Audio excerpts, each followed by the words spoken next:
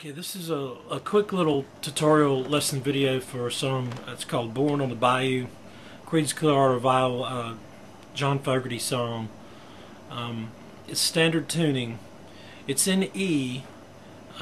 It's some kind of E7 that he's actually playing, but it's not a standard E7 like up here. It's not a standard E7. It's you take a D chord, open chord D, classic D chord there, and you turn it around backwards, and you bring it up here. You're going to be playing it on the 7th fret, and you're also going to take your index finger and put it down on the 5th fret on the B string. So you're going to be covering the B string on the 7th fret, on the B string on the 5th fret. On the 6th fret you're going to have the D string covered, and the 7th fret you're going to have the A string and the G string covered. And the rhythm pattern kind of plays off of the open E note, and also the double chord, double note sound from the B string you got down here and the open E on the bottom.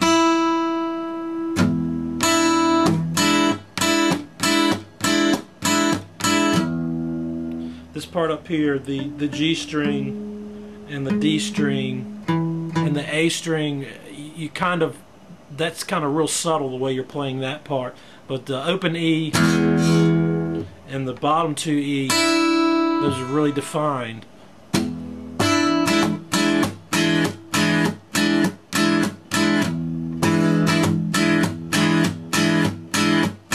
I mean, it sounds kind of funny on an acoustic guitar because, you know, there's no vibrato and there's no distortion.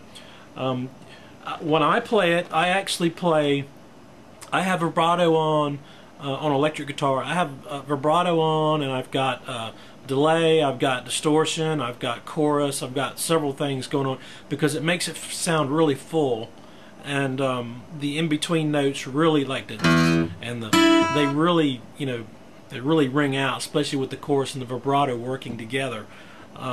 That's just my take, though. If you want to do it like Fogerty did on the record, semi-clean with just vibrato and using all you know, pick work to make it sound the way he does, you can do that too, but I just think the extra effects makes it sound fuller. The other part that he's doing is a little riff, and it's in the same position right here, and all he's doing is coming down and borrowing the let's see, the D and the G, and I guess the B is kind of borrowing a little bit too, but it's I think the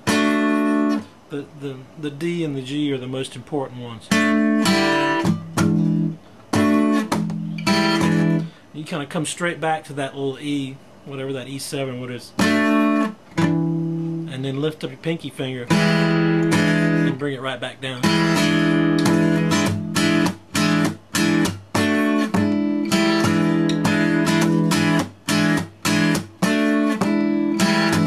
I'm not used to playing this on the acoustic guitar because it's a little bit hard on acoustic guitar to do that little lick, but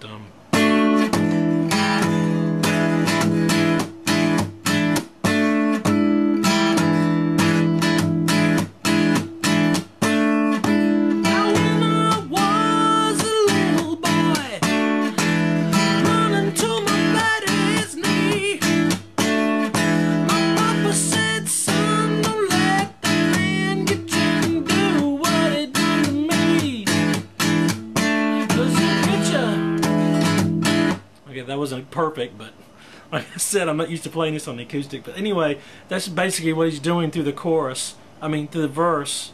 And when you get to the chorus, born on the bayou, that's just a D, A, and then go straight back to the, you kind of let that,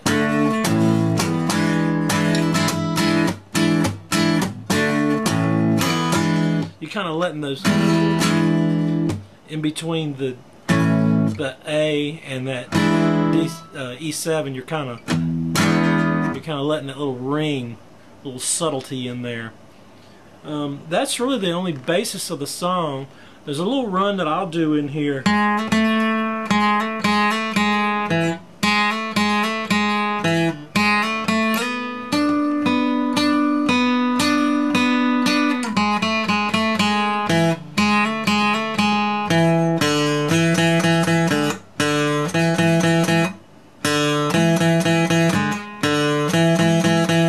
And that's just, he's just playing off of the G string. Throwing a little vibrato in there too with his finger. You can, if you listen closely, you can hear him pulling on it a little bit.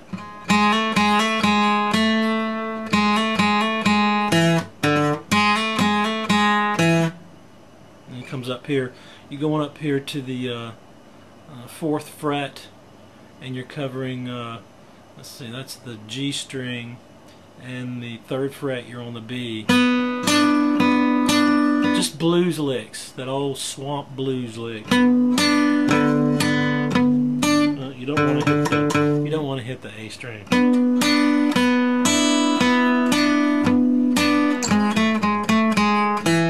And there's a few other licks that he does in there too, and it's I mean, Fogerty wasn't a really flashy, like you would think of the 1980s shredder guys, you know, the really fast guys. He really wasn't like that, but he was complex. An intermediate player such as myself, I'm pretty much a chord and riff guy, so I look at that stuff and I say, you know, that's pretty complex, you know. There's a lot of, especially that song, if you listen to it really closely, there's a lot of little riffs he's doing and little notes that kind of combine and bring all those riffs together. I mean, there's a few other parts in there, you know, that are there too, but that's pretty much the basis of the whole song. Just these, you know, this part here.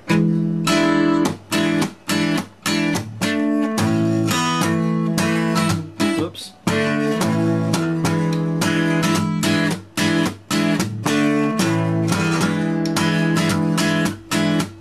If you got that rhythm down, you could just fake it with just the E, you know.